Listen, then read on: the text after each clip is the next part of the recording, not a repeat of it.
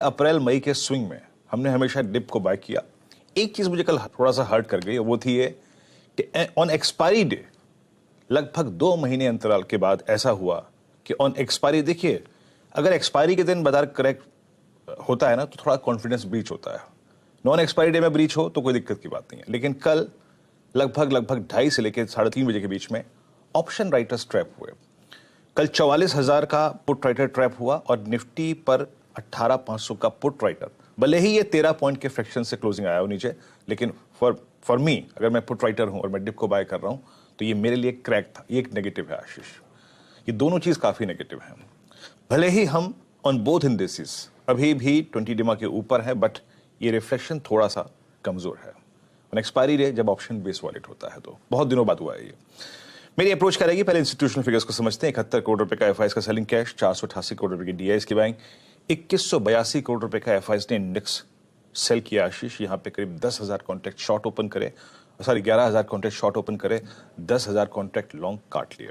Stock futures में 3-4 दिन से क्रमबद्ध तरीके से सेलिंग आ रही है और कल भी करीब 11,368 कॉन्ट्रैक्ट्स यहां पर शॉर्ट ऐड हुए, लॉन्ग करीब 4700 कॉन्ट्रैक्ट। एक बार वो एफआईएस की इमेज लेके आइए, यहां पर जाकर थोड़ा सा जो लॉन्ग का टेंडेंसी थी वो थोड़ी सी अगर आप देखें कम हो गई है आशीष, और ये जो नेट लॉन्ग कॉन्ट्रैक्ट्स हैं वो रिड्यूस होकर अब करीब करीब 29,000 रह गए हैं, जो कि एक समय अप्रॉक्सीमेटली अगर आप देखें तो पहुंच गए थे करीब करीब 32-33 के आधार पे। थोड़ा पॉज हो गया आशीष।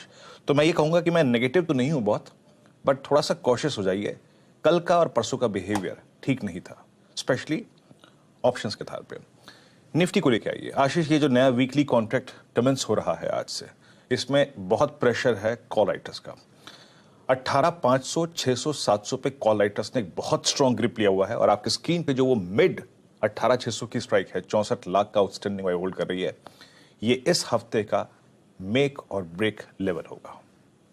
ह्यूज कॉल राइटर्स यहां पे है और आशीष आप देखिए, अगर आप स्क्रीन टू स्क्रीन कंपैरिजन करें तो पुट राइटर्स का जो आउटस्टैंडिंग वाई है वो बिल्कुल आधा है in comparison to call writers. तो याद रखिएगा, इस हफ्ते हम एक काफी दबाव की स्थिति में शुरुआत कर रहे हैं, भले ही एसजीएस निफ्टी ऊपर हो बट डेटा कमजोर है।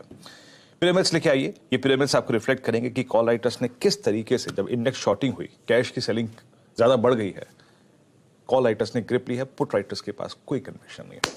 मेरी अप्रोच क्या रहेगी? पहले लेके आइए बेस 1।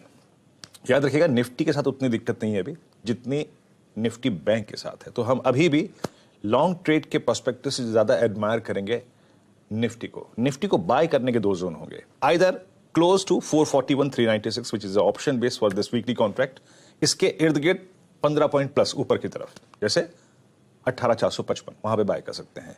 या फिर आशीष आप एक बहुत स्ट्रॉन्ग, और याद रखिएगा 396 वॉलेट हुआ तो शॉर्ट लेंगे 311 का टारगेट रख के, डेफिनेटली शॉर्ट लेंगे, चाहे वो आज हो चाहे वो सोमवार को हो। लॉन्ग करने के 2 ही चांसेस हैं, या तो बेस 1 और दूसरा आशीष हम अपने लॉन्ग ट्रेड से निकलेंगे हर सर्कमस्टेंसेस में। एक जोन है वो मैं लेके आता हूं, प्लीज रेजिस्टेंस की प्लेट लेके आइएगा, कमेंट्री वो क्लियरली मेंशन्ड है, रेजिस्टेंस लेके आइएगा। अब 583,617 इस जोन में हम अपने लॉन्ग ट्रेड से निकलेंगे और इनफैक्ट इस 583,617 के आसपास हम एक शॉर्ट की अपॉर्चुनिटी भी देखेंगे आशीष। अगर बाजार को बहुत स्ट्रांग होना है इस वीकली कॉन्ट्रैक्ट में तो 617 के जोन को बाइसेक्ट करके कैश की बाइंग आएगी, कॉल राइटर्स बैकफुट पे आएंगे, पुट राइटर्स विजिबल होंगे, तब करेंगे, अदरवाइज नहीं।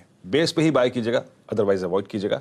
ये zone resistance 583,617, it's a zone for exit, a zone to take short.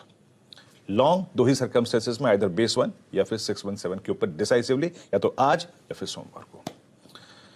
Nifty bank Ashish, Nifty bank में कल जो क्रैक हुआ, 44,000 का पुट राइटर जो ट्रैप हुआ, वहां पे उस स्ट्राइक में अब एक बहुत बड़ा कॉल राइटर आ चुका है।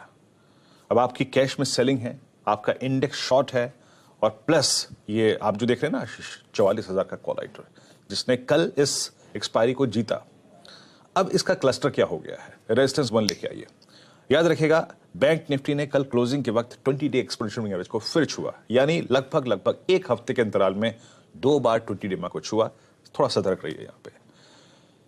पहला रेजिस्टेंस अगर 43,997, 44,178 इसके ऊपर टिक रहा है तो ही कॉन्फिडेंस आएगा, और याद रखिएगा अगर ये नहीं निकल रहा है तो शॉर्ट लेंगे। अगर ये नहीं निकल रहा है तो शॉर्ट लेंगे for a possible target of base one क्या है? Base one is option base और 20-day एक्सपोनेंशियल मूविंग एवरेज।